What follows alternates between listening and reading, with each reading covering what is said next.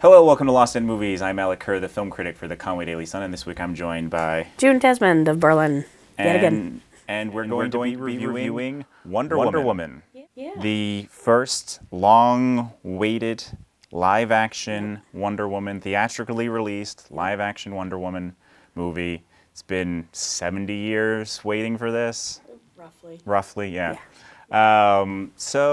This is the fourth film in the DC extended, expanded universe, whatever they're calling it.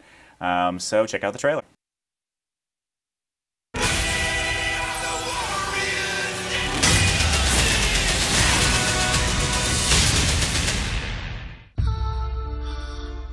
Diana, fighting does not make you a hero. What if I promise to be careful? Just a shield then. Diana. No sharp edges. Be careful of mankind, Diana.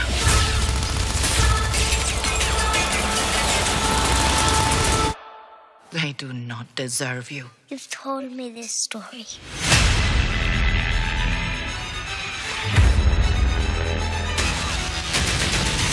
What is this place? Who are you people?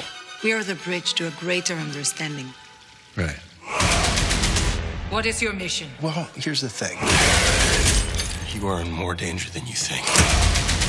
The boys in the trenches called her Dr. Poison. Millions would die. The war would never end. I'm going, Mother. If you choose to leave, you may never return. Who will I be if I stay? Will come when you have to rise.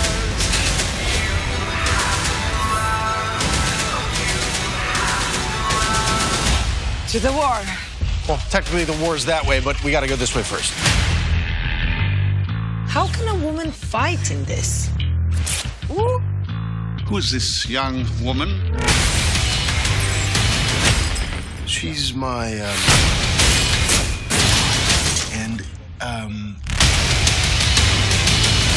Diana, Princess of the Mist. Prince. Diana Prince.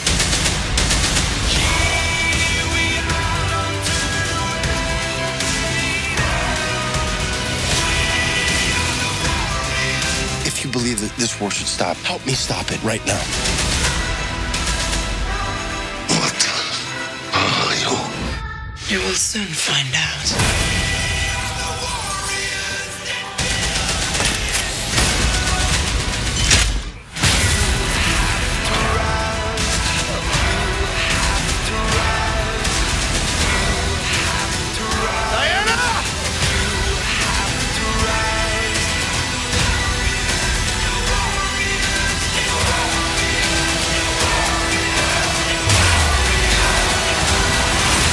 Wonder Woman, rated PG-13. Experience it in IMAX 3D June 2nd.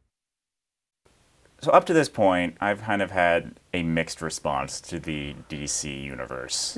I did not like Man of Steel for the most part. Okay. I did enjoy Batman versus Superman and Suicide Squad, but they had a lot of problems.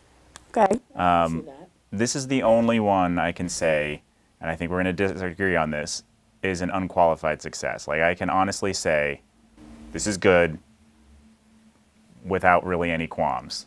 Okay. I do have some issues with the climax, which we can get into, Yep. but other than that, I really don't have any issues with this movie. See, I had the opposite reaction in which I loved Man of Steel. I loved Batman versus Superman. I loved Suicide Squad.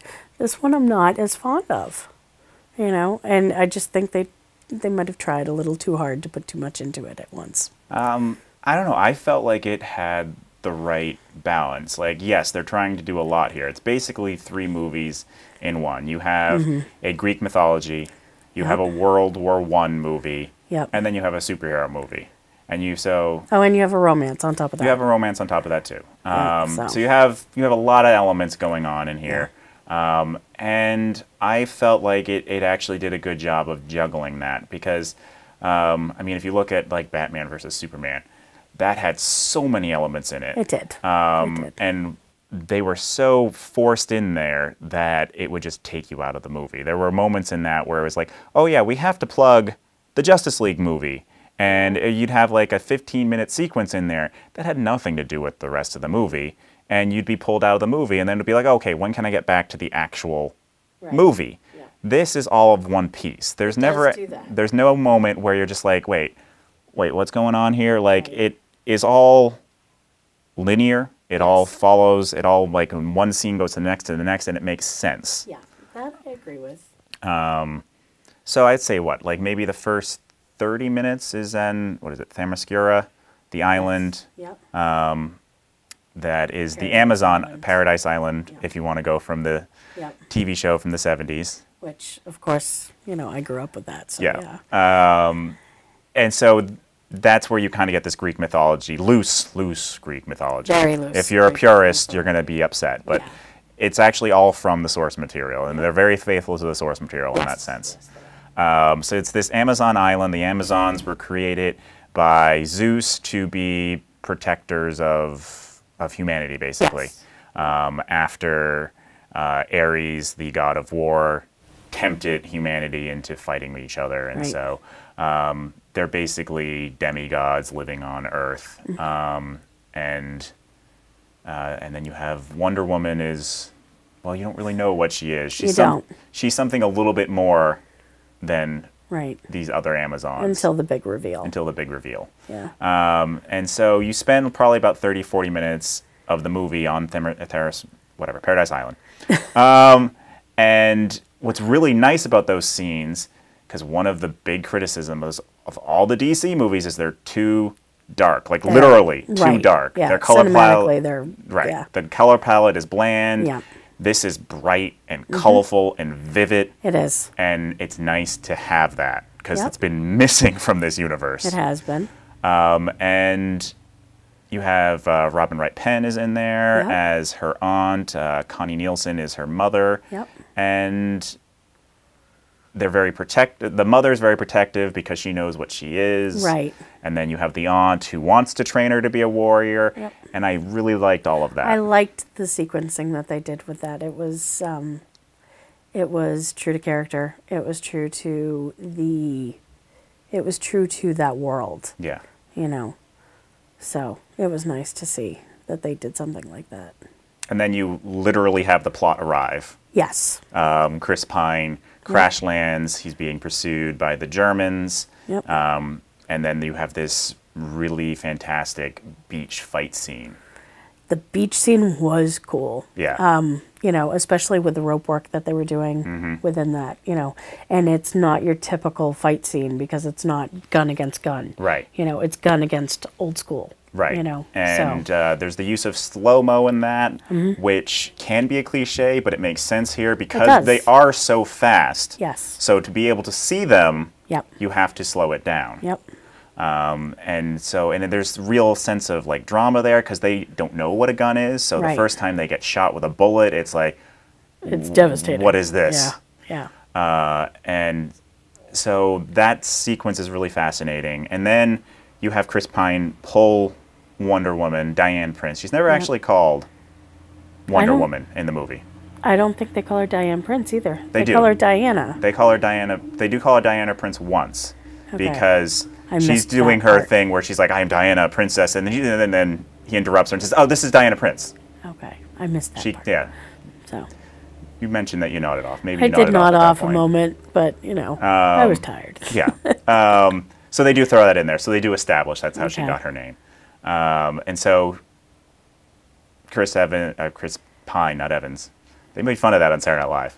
I'm sure. I do it all the time. Where there's the Chris Evans, Chris Pine, and Chris Pratt. Yeah. He did a whole musical number about it. It was great. Okay. Chris Pine brings her into World War I because he convinces her that this is a world-ending battle. Right. And she becomes convinced that it's Ares. Yes. Who was prophesied to come back and end the world. So she's convinced, and if she goes and she kills Ares, the war will end because without his influence, people will stop fighting. Right. And so there's this naivete with her that's really the character arc for her, is to learn about the world. And will that learning of the darkness of the world, will it devastate her, or will she decide to rise above it? And I think that it's a good play on the separation that the inhabitants of that world, really were protected against the outside influences, regardless of whether or not they were supposed to be protecting everything else. Right. They were secluded, so they were self-protected. Yeah. So unfortunately, harsh lessons to be learned, but, And so once it transitions to being in London and then going to the front line, I thought that really worked well. You're saying they're trying too much, so. Well, I mean, as far as they're trying too much is that they're trying to put a lot of information together. I probably myself would have made 2 separate movies out of it. Easily done a mythos story, about the origins and the story with, Zeus and all of that other stuff and how that stuff originated. And then done a separate story with once they evolve out of that world. I mean, I guess I could have seen that. But everybody else has those stories. Right. And so I think that's why I think it's too much all right. all at once. I mean, I guess I'm not sure. I mean, they do have that. It's really, the way it's done is really interesting, where they do tell the story of Zeus and Ares and the Amazons, and it's done in this really interesting animation. Yes. That I really liked a lot. And I guess you could have made that movie, but then that's not a Wonder Woman movie. And, True. And I just, because you would need to have some sort of conflict in that. It couldn't just be, here's Wonder Woman on the island and she's growing up. Like, there would have to be some sort of conflict. Yeah, you're right. You're right. I mean, that would be a great movie. I mean, there hasn't been a really good Greek, Roman mythology film that really delves into that. I mean, you've had those Clash of the Titans movies, but they're not very good. No. And then there was that Gods of Egypt or whatever movie that came out. I don't even think I remember that. Yeah, it came out and left very quickly, and that's not Greek, but right. There hasn't been a good Sandal and Sword movie in a long time. Yep. So I get what you're saying in that sense, but then it really wouldn't be a Wonder Woman movie. That's true. It is true. But I mean, and then as far as the other stuff that they're trying too hard, and it isn't even storyline trying hard. They're trying to do, I don't know, too many different features of a movie. They pushed in on the CGI because the Amazons are very quick. They're fast. They're, so the CGI, whenever you would get to the point where Wonder Woman had to do something absolutely, phenomenal, fantastic, it was a very, very obvious edit. Yeah. And I think, and then they would try to pull back and, do a close-up of her face, and then they go back to the CGI edit, and it was a weird Yeah, well, and part of that, thing. I just watched an interview with her where they had to go back and do some pickup shots, and she was pregnant. Oh. Okay. So that would explain a lot of the why CGI. there was a lot of close-ups, because they had to hide. They actually had her wear like a green belly so they could CG away the baby. Oh, well, okay. And that was just for a few little reshoots and everything, but that might explain why there's a lot of use of close-ups. That's possible. That's possible. I loved the lasso. Yeah. One of the iconic Wonder Woman tools is the lasso. And it is actually used as the lasso of truth. Very cool. And it's done in a really interesting way. Yeah. And it's actually, make it clear, it's actually painful. If you lie, it is painful. Yes. Yeah, I and liked it forces that they you to added tell that. the truth. Yeah. But I loved the lasso. I loved that aspect of the CGI. It was just the when she jumps up into the air and all of a sudden she's, a little smaller than she should be. Yeah, it was a little bit of that. I get that. Fun fact before I forget. The creator of Wonder Woman was the inventor of the lie detector. Oh. And wow. that's why he incorporated the lasso of truth. That's really cool. Yeah. That's a neat little fact. Because he was actually a scientist, a social scientist, and so that's why he was really interested in actually having a female protagonist and having all these different like social themes in there, because that's where his interest was. Huh.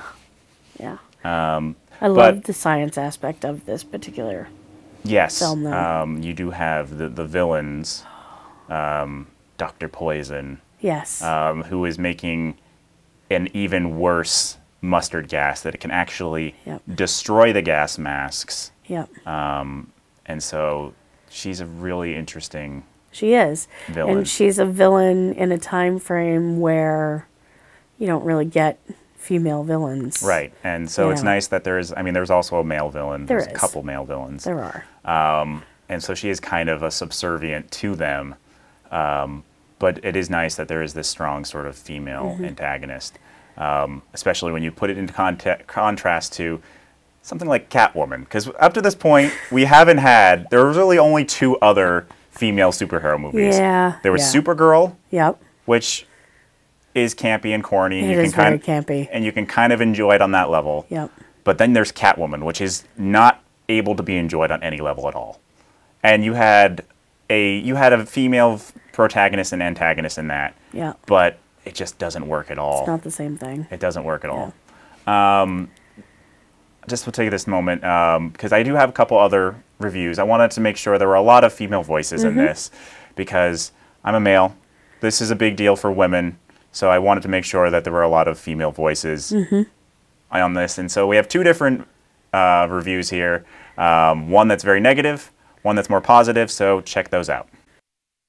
Hi everybody, this is Nikki Martinez. Used to live in the White Mountains for a few years, and now I call Tyler, Texas home. And I know my friend Alec asked me to go and put in my 2 cents for the new movie Wonder Woman, which I got a chance to watch this past weekend. And I have to say, it was a breath of fresh air. It was refreshing to finally see, after quite a few years, a DC movie actually deliver just like Marvel movies have been able to do for these last few years. It was refreshing. I'm not saying that just because it's a female character. I mean, there's been female comic book characters who've been brought to life either on the big screen or on TV, and they haven't done as well. I mean, can we all remember Catwoman? Yeah. And Supergirl on TV, she's not bad. She's not fantastic either. This movie, fantastic. Now, Linda Carter is always going to be the Wonder Woman that we all know her to be. She's going to be that staple. But to be able to bring Wonder Woman to the big screen, which has been never done, truly, they picked the right actress in Gal Gadot. She is fierce. Her acting capability is great. And sometimes she doesn't even have to say anything. And you're like, dang. Because she really embodies the whole sense of who Wonder Woman is supposed to be. This heroine, this woman who wants to help save Earth and the people on it. And you get a chance to see her story and how it all begins. And yes, there's some fantasy to it, but there is definitely some action that keeps you on your toes, and definitely a great plot line, some comedic timing between her and Chris Pine. And what's so great is that there are times, even though it's this fantasy realm and Greek mythology, that it kind of feels real, especially with the action. The reason being, I think personally, is because if you look into Gal Gadot's background, her life and personal life, for 2 years she served as part of the Israeli Defense Force, the Israeli government, like military. So she's able to use a lot of this hand-to-hand combat stuff that she's used before in this actual movie. As a friend of my husband and I said, so she can kick butt in the movie and in real life. But it was just overall great. There was some small parts that I really enjoyed, including even kind of describing a little bit why Wonder Woman's costume is the way it is. That there's actually function and a purpose to why it is the way it is. And that kind of ties into some comedy as well. Overall, if you haven't seen the movie, I highly suggest you check it out. They've done a fantastic job, like I said, with the screenwriting, the plot, the story. There's even moments where you get a little choked up. Overall, I'd say go check it out. And yes, I am a female, so you may think I'm a little biased, but my husband liked it a lot too. So, just saying. My name is Rebecca Howland. I'm a filmmaker in the Concord, New Hampshire area, and I'm reviewing Wonder Woman. When it came to the casting of Wonder Woman, I really liked their casting choice. I think that she fit the role perfectly. You rooted for her. She was likable, but she was also a really good action figure. Kind of like, you know, in the last Star Wars movie, they picked a really good female heroine for that too. So it's great to have a strong female character that you can root for as a female. But that being said, I really didn't like anything else about the movie. I thought the editing was sloppy. There's quite a few continuity errors, and it's hard to really get into them without giving away spoilers, which I really don't want to do. But there's a part where they're drinking beer. Her and Wonder Woman and Chris Pine are drinking beer, and she puts the beer down, and then it cuts to him, and it cuts back to her, and she has the beer again, and she puts it down in another spot, and it's really sloppy. And there's another part near the end where she reaches for her sword behind her back, and it's not there because she had put it somewhere else. And it cuts away to some other characters because it's this big fight scene, and it cuts back to her. Suddenly she kind of hops down from the roof and she has the sword again. So what they're trying to imply with that editing choice, obviously, is that she jumped up on the roof in the meantime and got the sword. But what's so not believable about that is really she would jump up and get the sword, and the bad guy that she's confronting would just kind of stand there and wait for her to do that because he's in the exact same spot. He didn't move or react or anything. So it was really sloppy. You can tell they kind of were working on the movie and were like, oh crap, she needs her sword. Well, let's just throw this in to indicate that she got her sword, and we'll just leave that guy standing there patiently waiting for her during the big climax of the movie. The audience in the movie theater that I was watching found a lot of parts funny that I didn't find funny, and I like to think that I have a good sense of humor. I've seen Guardians of the Galaxy 2 twice. I love that movie. I think that's an example of a movie that nails the humor and action. In this film, they relied on really cliche circumstances and jokes to try to make the audience laugh. And again, it succeeded with the audience that I saw it with, even though I didn't really laugh.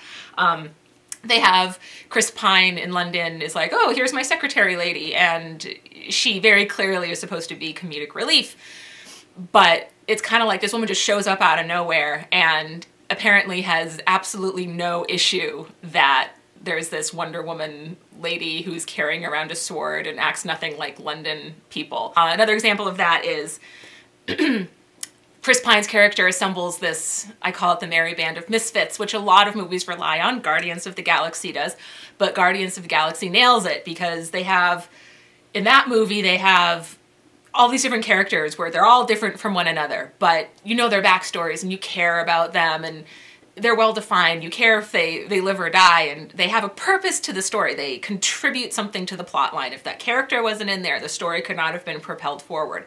When it came to Chris Pine's merry band of misfits, it's very obvious. They were like, how can we make this as diverse as possible? He needs a group of lackeys that are going to go with them to Germany and try to accomplish what they're going to try to accomplish. And I honestly don't even really remember those characters' names that well because it's all of a sudden they're there, and again, they contribute absolutely nothing to the story. They just kind of like tag along, and they very quickly accept Wonder Woman into their fold and are just like, oh, here's this lady. And if they were not in the story, it would not have changed one bit. There was no purpose for them whatsoever in there. So the last thing I'm going to mention is the whole Chris Pine Wonder Woman relationship.